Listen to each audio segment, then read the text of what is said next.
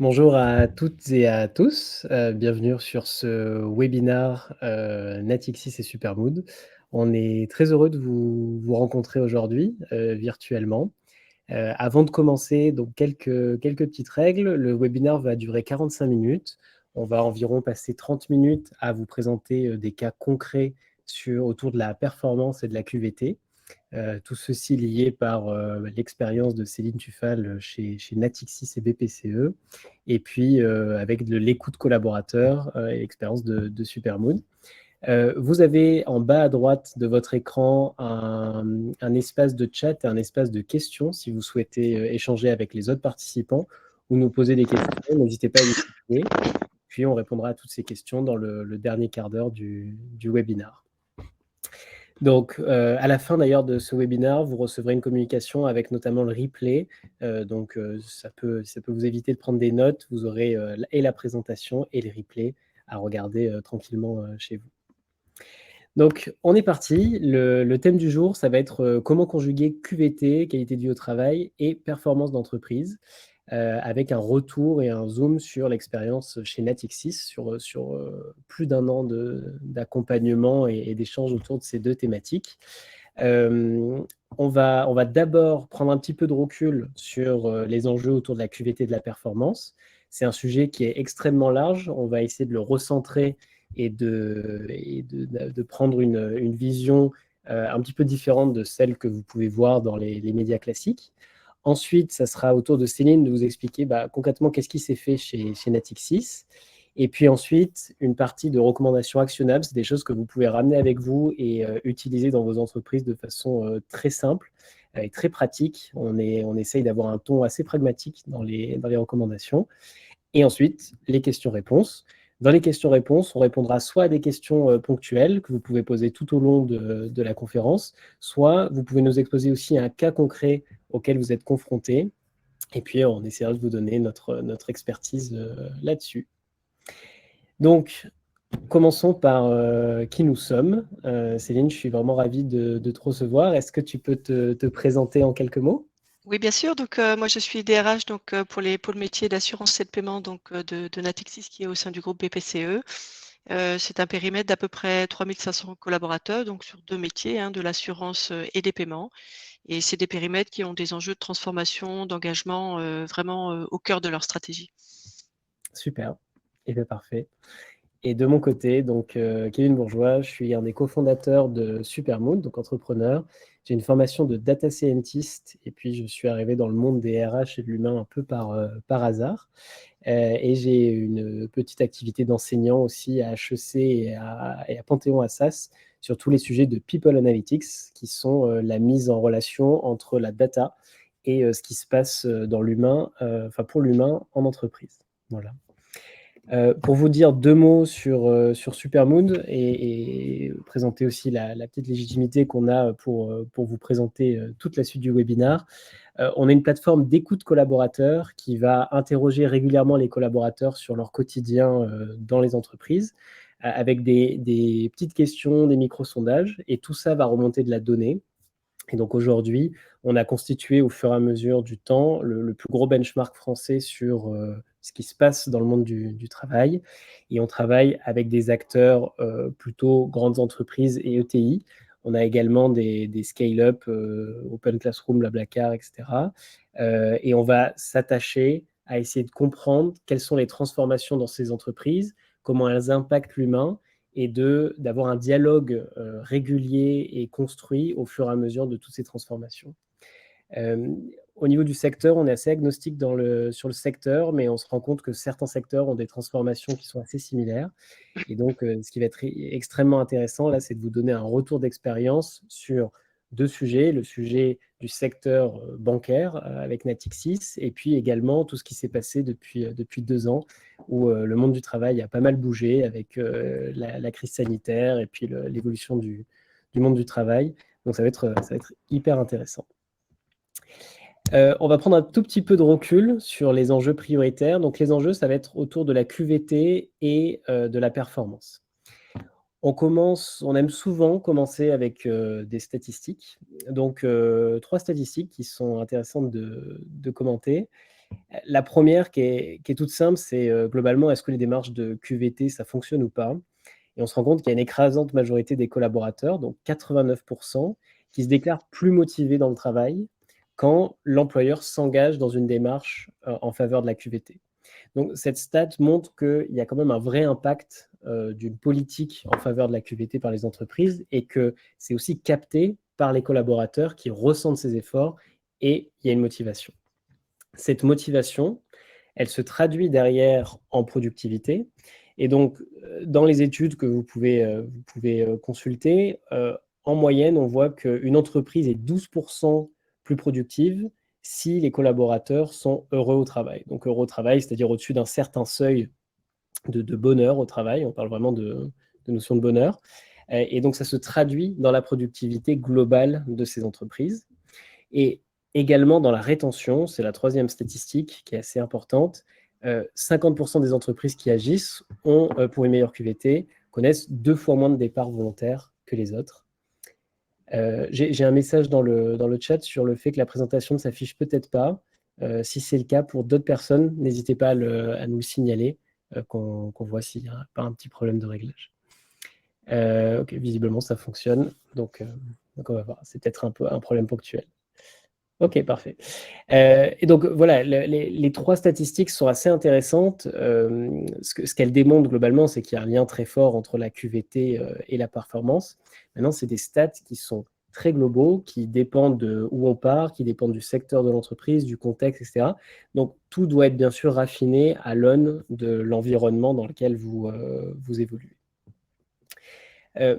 Et la question qu'on s'est posée avec Céline, et la remarque de Céline même, c'est bon, QVT performance, c'est un petit peu tarte à la crème, c'est un sujet qui a été beaucoup discuté. Et la question qu'on s'est posée, mais c'est finalement qu'est-ce que la performance, qu'est-ce que la QVT?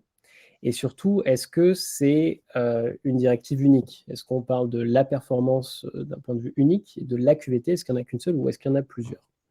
Et donc, ce qui nous paraissait intéressant d'aborder, c'était le fait que la qualité de vie au travail, c'est un concept vraiment qui est protéiforme.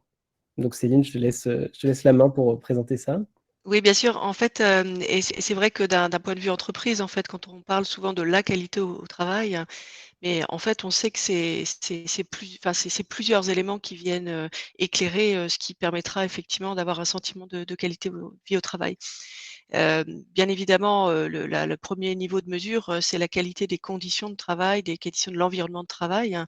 Et là, effectivement, les collaborateurs vont regarder, les moyens qui leur sont alloués, les conditions de leur emploi et puis, beaucoup aussi, on le sait, hein, la conciliation entre la capacité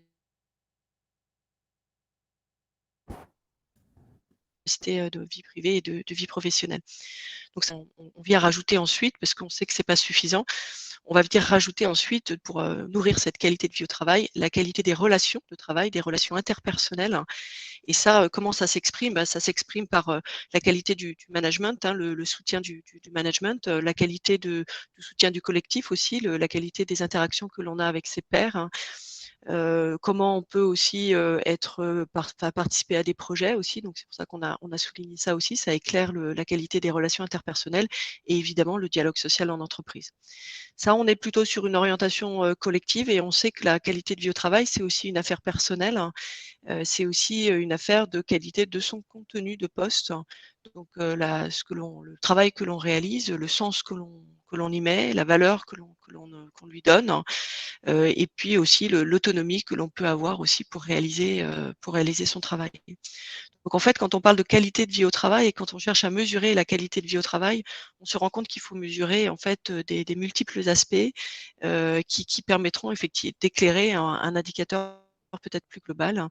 Et ces aspects en fait, ils sont en plus, pondérés, je dirais par chacun d'entre nous, qui accordons plus ou moins de valeur, aux conditions de travail ou aux relations interpersonnelles. Et puis on peut faire aussi, Céline, le parallèle avec la performance, où il y a les mêmes dimensions de réflexion. Mmh. Et donc côté psychologie, on parle souvent d'engagement, engagement au travail. Ce qui est assez intéressant, c'est que l'engagement finalement, c'est quelque chose qui n'existe pas.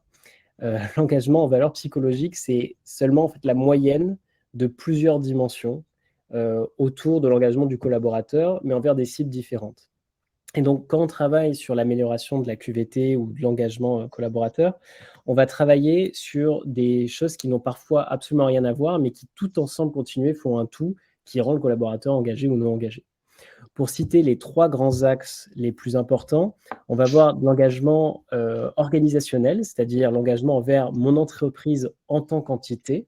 Je suis heureux d'être chez Natixis et d'appartenir au groupe Natixis. À l'opposé de l'engagement local, qui va être quelque chose de proximité, donc avec mon supérieur, mon manager, ou envers mes collègues. Et en dessous, vous pouvez décliner en sous-catégories d'engagement. Envers mon groupe, je peux avoir un engagement qui est affectif, donc par rapport aux valeurs qui transcrivent le groupe. Normatif ou de continuité, c'est-à-dire est-ce que je me sens à ma place, est-ce que je me sens aussi utile dans ce groupe? Et donc on va voir plein de choses. La troisième chose va être l'engagement vers la profession. C'est ce que disait Céline dans la slide précédente sur la qualité et le contenu du poste. Il y a aussi une motivation intrinsèque, indépendamment de mon environnement, sur qu'est-ce que mon poste m'apporte ou qu'est-ce que j'apporte à mon poste. Vous pouvez, alors c'est quelque chose qui est plus difficile à travailler dans la DRH ou dans les fonctions humaines dans les grandes entreprises, mais vous pouvez prendre le parallèle avec un professeur ou un médecin qui finalement, indépendamment de ses conditions de travail, a une certaine vocation envers l'enseignement ou le fait de sauver des vies. Et donc, on va avoir un engagement qui parfois peut être très, très fort envers la profession. Pour que les entreprises jouent dessus, on va travailler sur de la valorisation des métiers ou des compétences généralement. Voilà. Et donc, ce qui nous paraissait intéressant de démontrer dans cette première partie, c'est de montrer que finalement, quand on est dans une démarche de lien entre performance et QVT, il faut identifier bien sûr quelles sont les performances qu'on veut améliorer, mais aussi quels sont tous les leviers, et il y en a des dizaines, qu'on peut actionner pour avoir une amélioration de la QVT. Donc, si on doit retenir qu'une seule chose, c'est qu'il faut rentrer dans une certaine granularité quand on pense à la QVT. Il y a des performances des QVT, et chacune a un planning qui est différent, avec des temporalités différentes et des impacts qui sont différents.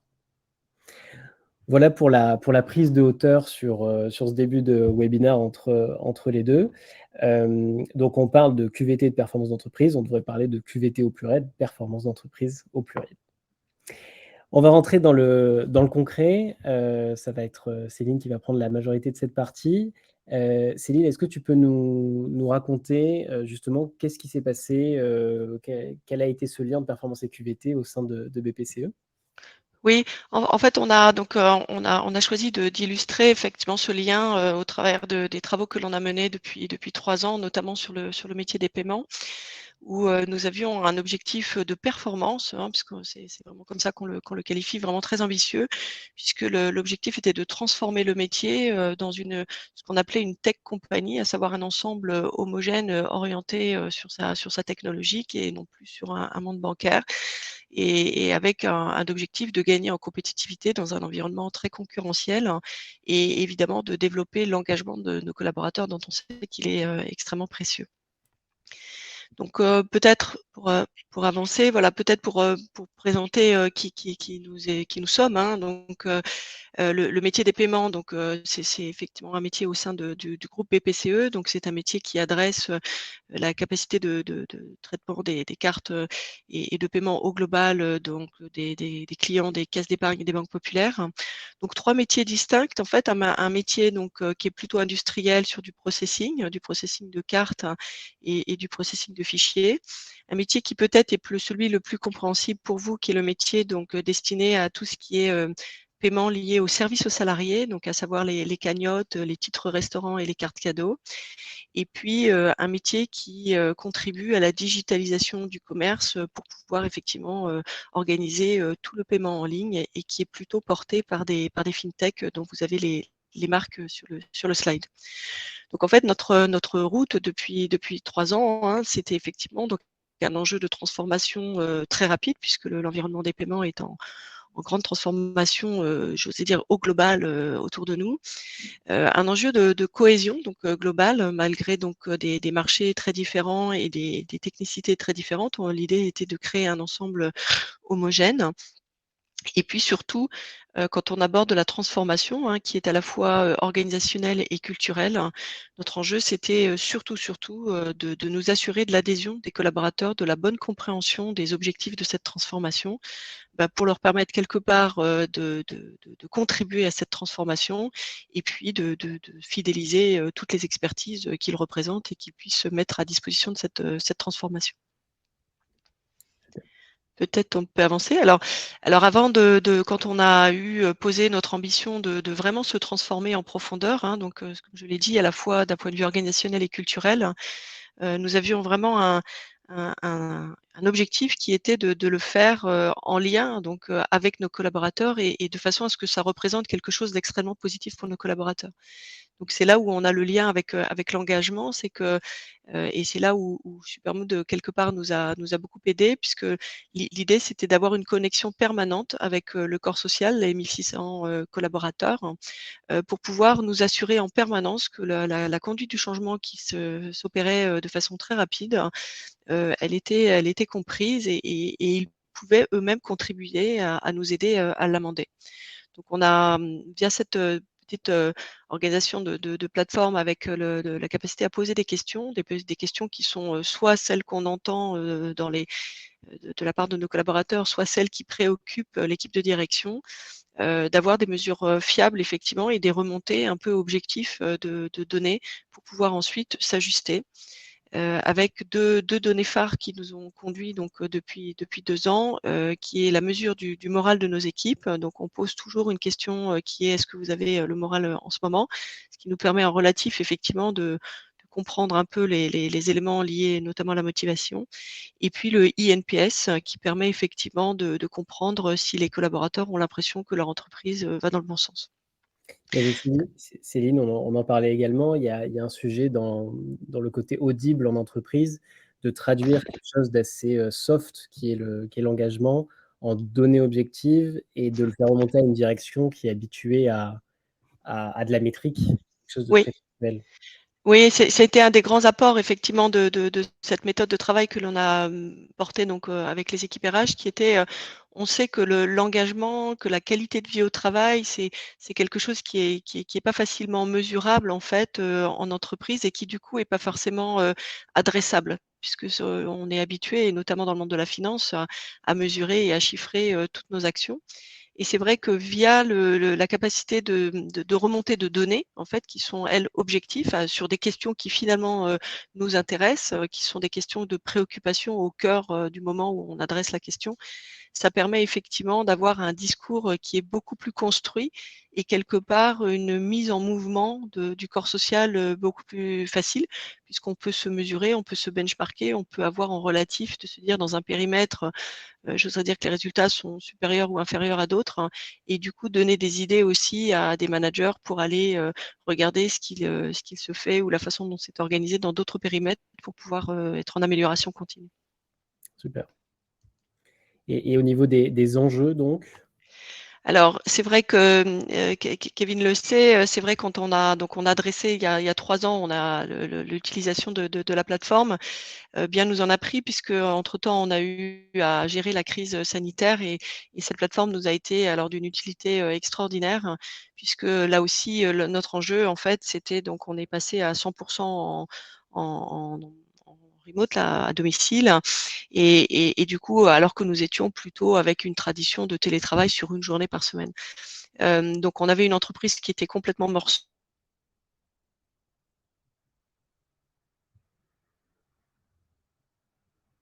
Un petit Garder souci. le lien avec nos collaborateurs, de nous assurer justement, qu'ils travaillaient dans des conditions qui étaient, acceptables et qu'ils avaient effectivement toujours, eux, un lien, avec leur entreprise, notamment, d'organisation avec l'équipe. Et c'est vrai qu'à travers de questionnaires dressés tous les 15 jours, d'avoir une discussion vraiment, nourrie et riche, avec l'intégralité de nos collaborateurs et pouvoir, déceler les signaux faibles d'équipes, qui potentiellement, sont en train de décrocher ou de collaborateurs qui potentiellement, collectivement n'ont pas mis en place les bonnes organisations.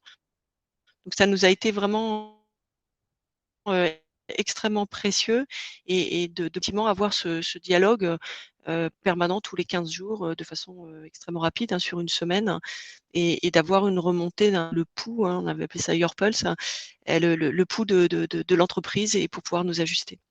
Et du coup, donc on va vous présenter ensuite les ques Alors peut-être après donc oui, oui. Vas-y Céline. voilà. Ensuite, donc là, c'est plus les dimensions que l'on a traitées sur qualité de vie, au travail. Donc l'objectif, hein, étant de se transformer, sans perdre la performance, globale de l'entreprise.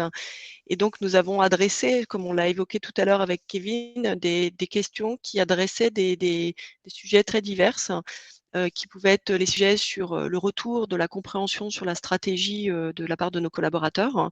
De nous assurer que, après une réunion, où on avait présenté effectivement la roadmap et les grands éléments de la stratégie de l'entreprise, eh bien, au travers d'une petite série de questions, nous avons compris si, d'abord cette stratégie était comprise, si elles étaient achetées et ça nous a permis effectivement ensuite de mieux la travailler. Et puis évidemment, ça nous a permis ensuite de nous assurer que les collaborateurs avaient aligné quelque part leurs objectifs, et les objectifs de l'équipe, avec, les besoins de cette ambition de transformation. On a aussi beaucoup adressé des questions donc, qui nous permettaient effectivement de nous assurer la qualité de vie, au travail sur les relations interpersonnelles.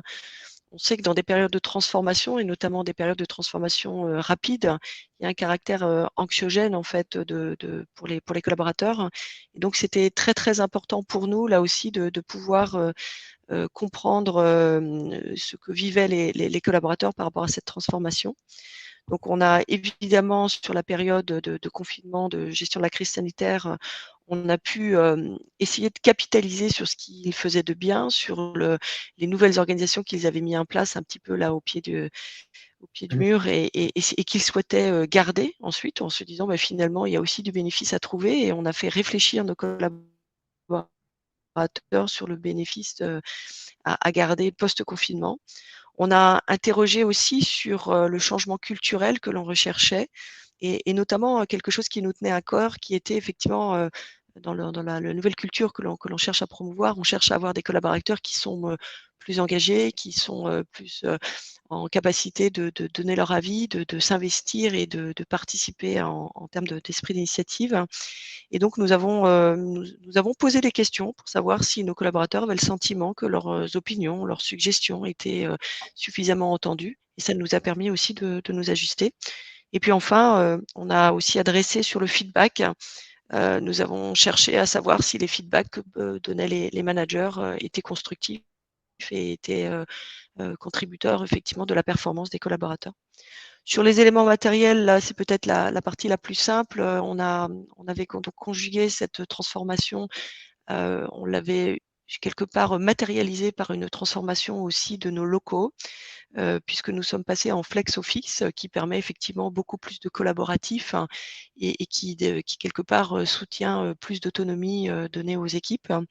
Donc on a transformé, donc physiquement les locaux et on a pu mesurer au travers des questions que l'on adressait, si cette transformation de nos locaux était achetée aussi, si elle était bien vécue et si on avait encore des ajustements à faire et on verra qu'on a mis quelques ajustements, notamment par rapport au bruit.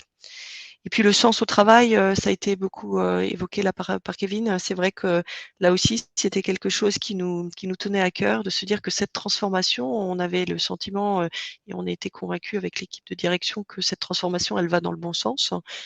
Elle est très porteur pour le métier et on souhaitait qu'elle soit aussi porteur à titre, individuel pour nos collaborateurs et on a pu effectivement leur adresser effectivement des questions sur le sens qu'ils donnaient à leur travail et puis potentiellement sur le degré d'inquiétude qu'ils pouvaient avoir par rapport au changement qu'on leur proposait pour pouvoir effectivement, répondre et apporter de la sérénité dans cette, transformation. Ce qui est assez intéressant là-dedans, c'est qu'on voit qu'il y a une approche quand même très holistique. On est sur des sujets intrinsèques et haut niveau, puis des sujets très concrets comme, l'environnement de travail, le matériel et ça rejoint vraiment cette pluralité où c'est important d'avoir une approche globale et pas, uniquement sur la stratégie ou uniquement sur l'élément matériel qui capturerait pas tout le sentiment de QVT, du collaborateur. Oui, oui, c'est vrai que parfois on se posait la question en se disant: «Mais est-ce qu'on pourrait se permettre de poser ces questions-là?» qui sont effectivement des questions, de d'appropriation, de la stratégie et ou de comme on voyait des questions qui peuvent être très personnelles en se disant: «Est-ce que cette transformation fait du sens pour vous?» Et c'est vrai que ça nous a permis effectivement de bien comprendre, à la fois d'un point de vue global et d'un point de vue individuel, les impacts de la transformation que l'on portait et de se connecter à la fois sur des éléments de stratégie, de contexte concurrentiel et en même temps de se connecter avec des réalités individuelles de nos collaborateurs et de toujours faire ce chemin entre de la stratégie et de la réalité, quotidienne et concrète de nos collaborateurs. Bah, on va bientôt le voir sur les actions concrètes, mais c'est hyper intéressant, ouais, ce qui a été mené. Voilà, donc en conclusion, hein, donc cet impact et le soutien que l'on a eu avec cette capacité à adresser des questions et à discuter avec nos collaborateurs régulièrement, c'est que je crois qu'on s'est félicité de se dire qu'on avait, alors c'est jamais terminé, mais cette transformation au bout de 3 ans, elle s'est menée finalement sans tension, alors qu'elle a été extrêmement profonde, puisque je l'ai évoqué, hein, elle a été à la fois organisationnelle et surtout culturelle.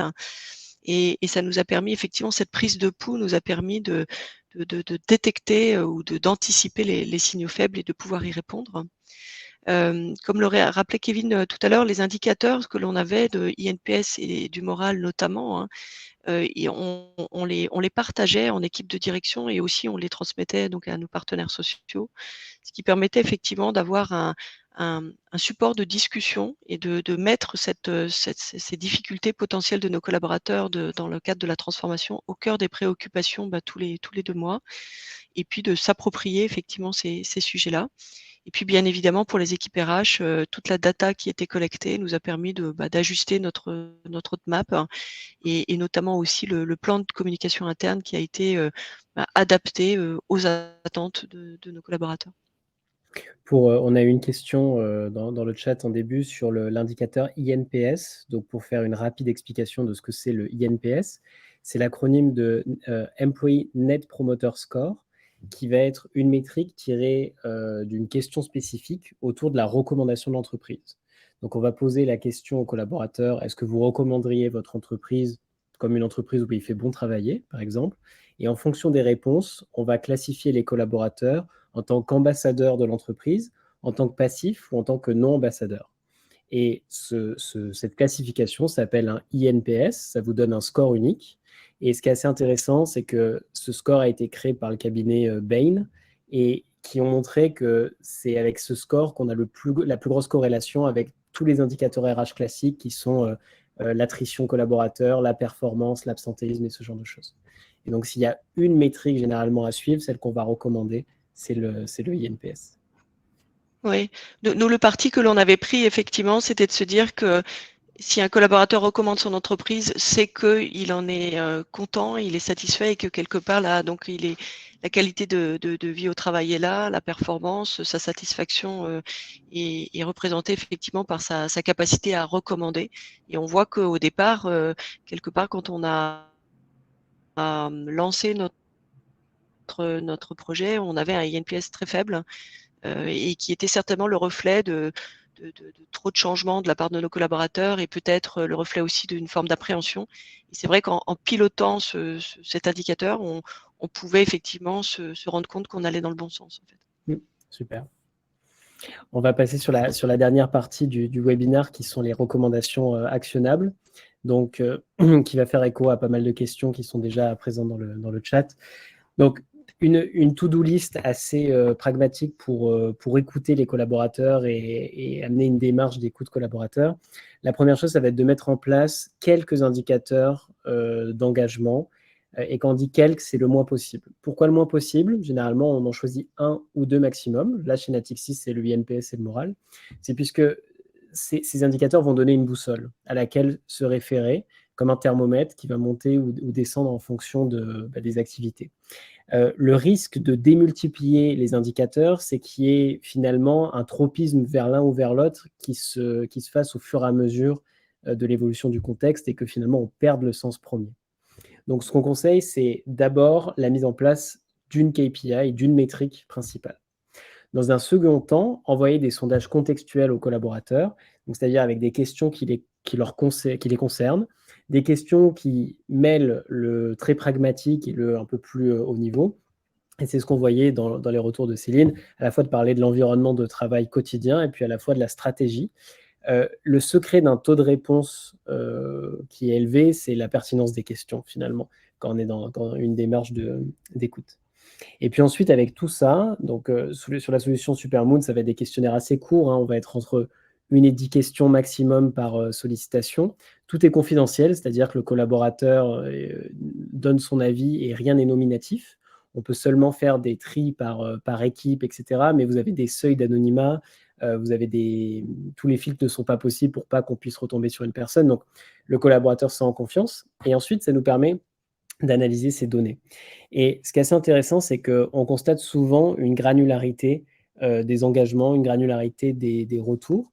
Et donc, à une même action, une même stratégie, une même initiative, vous pouvez avoir finalement des retours qui sont complètement différents en fonction de l'âge, de l'ancienneté, du job ou ce genre de choses. Et donc, c'est extrêmement important de pouvoir avoir une réponse qui va s'adapter en fonction des populations internes.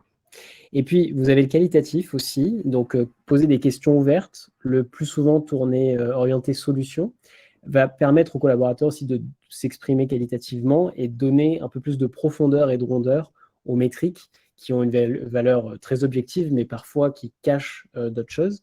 Et donc, pour avancer dans une certaine co-construction, c'est hyper important d'avoir justement ce retour, ce dialogue avec le collaborateur aussi de façon qualitative. Donc, globalement, quand je mène une démarche d'écoute, 4 questions à me poser. 1, quels sont les objectifs? Est-ce que je mène une démarche d'écoute pour co-construire, pour piloter, pour améliorer? Voilà, donc il y a plusieurs objectifs.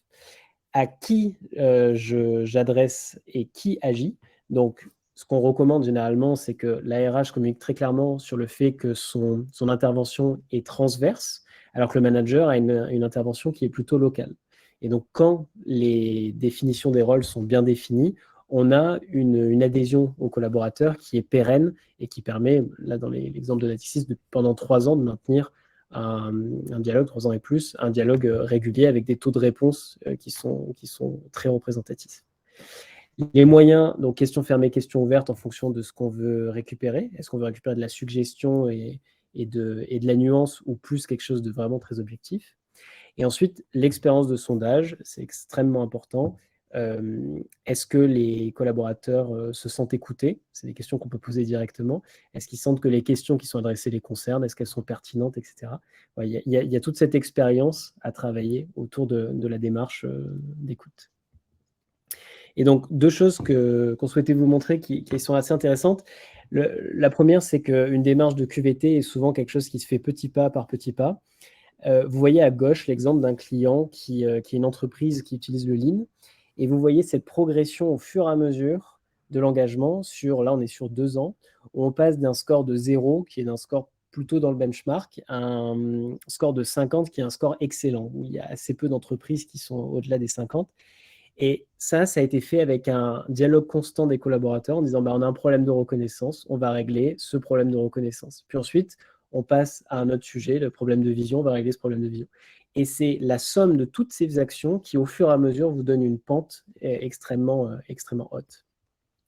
La deuxième chose qui vient modérer ça, c'est que souvent, ce qu'on constate, c'est qu'il y a plusieurs phases dans la vie d'une qualité de vie au travail. Ce qui va vous amener, par exemple, dans l'exemple à droite, de moins 50 à 0, ne vont pas être forcément le même genre d'action qui va vous amener de 0 à 50. Et donc, il y a un moment, un besoin de faire le point, de factualiser et de se dire, bon, on a peut-être maintenant réglé les problèmes majeurs, on va devoir descendre sur des problèmes qui sont peut-être plus de la motivation intrinsèque que de la motivation par incentive, ce genre de choses. Et donc, on voit souvent 2, 3, 4 phases dans l'histoire de l'engagement d'une entreprise et c'est hyper important d'avoir ce recul pour comprendre dans quelle phase on est. Céline, pour les questions qu'on Oui, a peut-être avant posées. de réillustrer mon propos, il y avait une question sur est-ce que les managers se sont appropriés Supermood. Et ce que je voulais peut-être préciser, c'est qu'en tout cas, de mon point de vue, cette plateforme, en fait, c'est pas un outil RH, en fait. La RH, elle est là pour assurer la bonne utilisation de l'outil, pour assurer effectivement l'impulsion donnée à l'outil et certainement la connexion avec la communication interne et l'appropriation, j'oserais dire, globale. Mais c'est surtout, et vous l'avez dans l'illustration des questions, c'est surtout, j'oserais dire, un outil à la main du management, hein. Comme le disait Kevin, ce qui était important effectivement, et c'est comme ça que l'on travaillait. Avant d'adresser nos questions, en tout cas, je demande moi au management et à mon comité de direction quels sont les sujets qui les préoccupent en ce moment.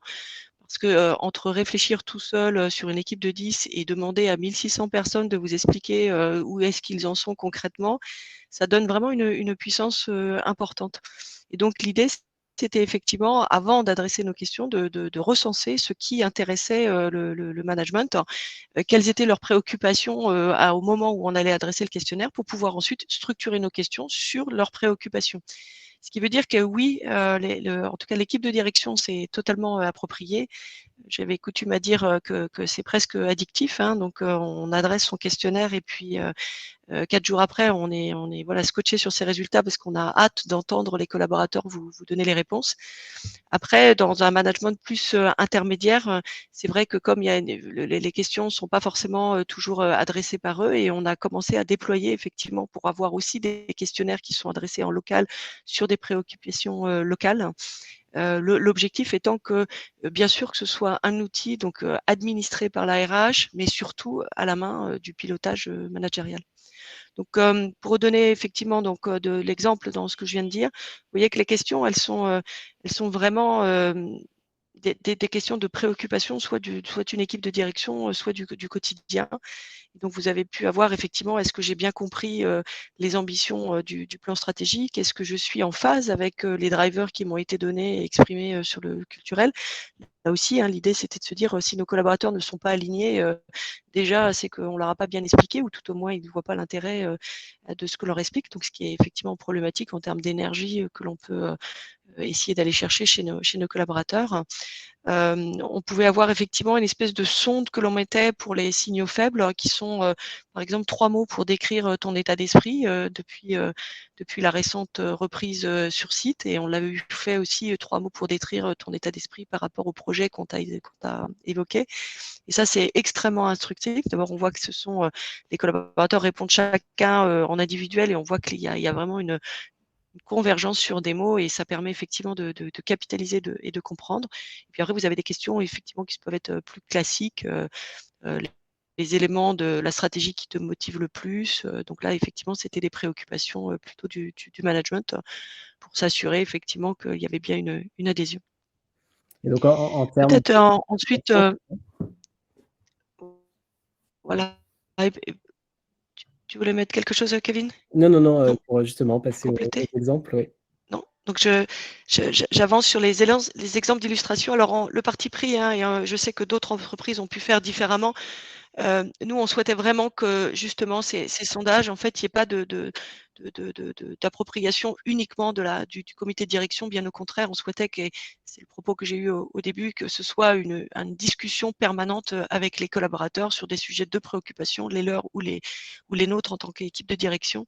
Donc l'objectif, c'était vraiment d'avoir des plans d'action qui soient co-construits au plus proche des équipes. Alors ça peut être soit sur un département, soit sur une équipe, ou de temps en temps, évidemment, à l'échelle du pôle paiement au global. Donc on n'avait pas volontairement mis en place d'un pilotage centralisé.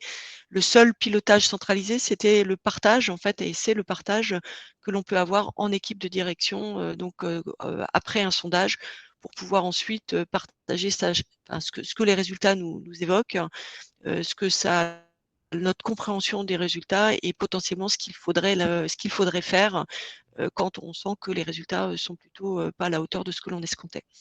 Donc des exemples de réalisation, hein, donc évidemment, je l'ai dit, un exemple assez puissant, parce que quand on écoute ses collaborateurs, c'est vrai qu'ils nous avaient exprimé quelque part une espèce de forme d'incompréhension entre ce que pouvait apporter une fintech et enfin voilà une une activité plus historique et donc ça n'a permis via le clan de com interne, puisqu'on avait beaucoup de remontées dans ce sens-là et peut-être parfois même d'ailleurs des compétitivités qui nous paraissaient un peu malsaines, d'atténuer ça et de bien expliquer ce que l'on souhaite faire par le plan de com. On a pu effectivement adresser, donc là c'est vraiment sur de la pratique RH, hein, mais quand on décelait que et notamment nos équipes IT avaient effectivement, plus d'inquiétude par rapport à cette transformation, à la fois sur la charge de travail que ça la représentait et potentiellement leur contenu de travail. On a pu effectivement et on avait adressé la question qu'on a reprise là sur on demandait: «Est-ce que tu envisages le projet avec sérénité?» donc c'est une question qui est très claire, hein, les gens vous disent oui, non, hein. Et donc on a pu effectivement mettre en place des plans d'accompagnement, des équipes IT par rapport à cette réponse qui nous avait été, avec des résultats assez faibles. On a pu, je l'ai évoqué, donc atténuer donc des nuisances puisqu'on a certaines équipes qui trouvaient que le passage au flex, était, du coup, créait des nuisances sonores et donc on a pu rajouter des panneaux, qui permettent d'absorber le bruit. On avait aussi, alors ça c'est je crois que beaucoup d'entreprises ont vécu ça, dans la période de confinement, on s'était aperçu qu'il y avait une forme finalement de dérapage, des amplitudes horaires, liées au télétravail, hein, et ça on l'a mesuré, très clairement, avec nos questions et donc on a pu, inciter, là très fortement, là aussi, toutes les équipes à mettre ce sujet-là donc à l'agenda des réunions pour pouvoir, donc enrayer, ce dérapage et trouver les bons dispositifs. Et puis enfin, ça c'était effectivement un objectif que l'on avait posé puisqu'on avait, une qualité des réunions qui avait finalement, pas mal progressé, qui était plus rapide et plus efficace, pendant le confinement et donc nos équipes, au travers des suggestions qu'ils ont fait dans la plateforme, nous ont donné, plein d'idées pour pouvoir ensuite, repartir, post-confinement sur des méthodologies donc revisitées, plus efficaces et puis, notamment en les passant en mode hybride, donc sur l'intégralité des équipes. Super. Eh ben, merci beaucoup Céline. On espère que ça a été clair sur les actions concrètes. Pour finir aussi une étude, pour prendre un peu de recul, sur le lien vraiment direct entre la satisfaction des collaborateurs et la satisfaction derrière du client. C'est une étude qu'on a réalisée avec Supermood et notamment une entreprise dans l'hospitalité et l'hôtellerie. Et on a vu un lien, finalement une corrélation assez forte entre la relation client et la satisfaction client dans les hôtels de ce partenaire et la satisfaction des collaborateurs. Et donc, ce qui est intéressant, c'est qu'on a fait un rapport qui est 3 pour 1, c'est-à-dire 3 points de satisfaction collaborateur augmentés très rapidement, soit 1 ou 2 mois, la satisfaction client d'1 point. Et donc, ça a repassé la fonction RH dans une fonction vraiment de performance où les directeurs de ces hôtels demandaient de l'aide à la RH dans une visibilité et dans un objectif aussi de performance et de chiffres. Et donc, ce lien factuel avec la donnée était hyper intéressant parce que la RH prenait une position beaucoup plus stratégique et de performance dans le pilotage de l'entreprise. Voilà. Donc voilà, pour conclure, pour rappel, vous aurez les slides et la replay. On va prendre 2-3 minutes de questions-réponses seulement, puisqu'on est un petit peu en retard sur le planning. Pour répondre à plusieurs questions qui sont assez similaires, les questionnaires de Supermood sont confidentiels. La limite de confidentialité est en dessous et à 5 réponses. En dessous de 5 réponses, on ne va pas afficher les résultats. Et puis, ces résultats sont partagés soit aux administrateurs, soit à tous les managers. Dans le cas de Natixis, on est vraiment sur une démarche inclusive des managers. Donc, chaque manager a son score qui lui est partagé. Céline, peut-être une question qui remonte, c'est comment gérer les remontées des collaborateurs qui sont réfractaires à ce changement? Qu'est-ce qui a été mis en place par rapport à ça? Ben, alors sur le changement, en fait, effectivement, on a pu déceler des directions sur lesquelles on voyait bien qu'il y avait plus voilà, de freins, et donc ça a permis, en fait, donc on a adressé d'autres questions. En fait, progressivement, on a creusé nos questions pour pouvoir essayer de mieux cerner pourquoi, les collaborateurs étaient réfractaires, hein, et pour pouvoir ensuite, apporter des réponses.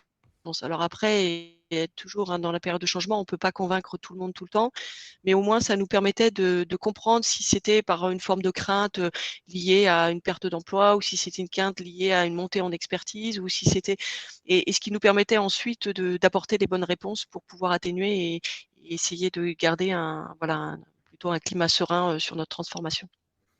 Il y a Donc je crois que la bonne méthode, c'est de continuer à creuser quand on comprend qu'il y a certaines directions, sont plus réfractaires en fait et d'essayer au travers des questions de comprendre ce qui les rend, réfractaires en fait. on a une double question justement là-dessus. Quel était globalement le taux de participation et son évolution? Est-ce qu'il était représentatif ou non? Et puis, à l'issue de la transformation, s'il y a une issue, comment s'est déroulé le reste, la suite? Bah, la suite, on continue, hein, donc la suite évidemment, une fois que je pense qu'une transformation n'est jamais vraiment terminée. Non. Et donc là, on continue à cranter, hein, et on continue à cranter avec des questionnaires, qui toujours sur le même mode, hein, se dire quelles sont les préoccupations du moment, qu'est-ce qui est à la fois les préoccupations du collaborateur et de l'équipe de direction et on continue à adresser, le tout étant de travailler, l'engagement de nos collaborateurs, leur envie de prendre, effectivement des responsabilités et de l'initiative, sur le périmètre. Donc oui, bien sûr, on continue, hein. Et la communication, donc pareil, je traduis en direct les réponses, hein, pour gagner du temps, mais quelle est la communication qui est faite aux collaborateurs? Oui. Et quel est le rôle du manager aussi là-dedans? Ouais, alors ça, c'est le sujet le plus complexe, je pense, à travailler. Alors, effectivement, il y a une question là sur le taux de participation, qui est fluctuant et on sait que plus on fait un retour sur nos réponses, plus on a un taux de participation. Là, je crois qu'il y a un lien direct entre le collaborateur qui comprend qu'il y a une vraie préoccupation des réponses qu'il nous donne et donc il a envie de répondre, ou si progressivement et on sait qu'à un moment donné, on a été pris un peu par le temps et on avait moins de soins, quelque part pour le retour, que l'on faisait aux collaborateurs et on a vu notre taux de participation qui en pâtissait un peu.